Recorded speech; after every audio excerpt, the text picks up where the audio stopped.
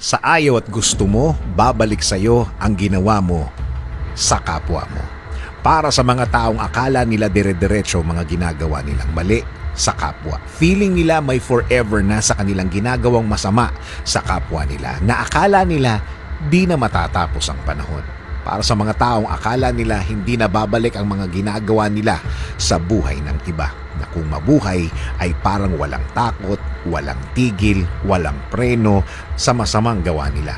Ito alam ng Diyos. Lahat ito nakikita at alam ng Diyos. Malapit ang Diyos sa kanyang mga anak.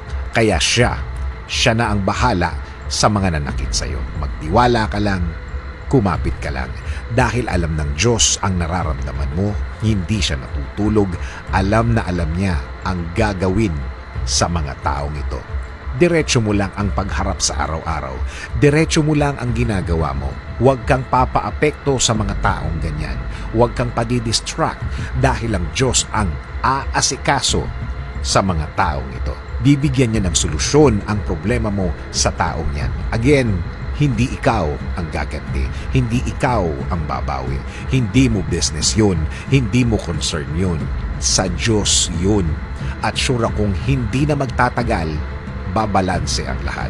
Para sa mga taong nanakit, para sa mga taong nang-aapi, para sa mga taong naninira, pakitandaan lang ang title ng video na ito.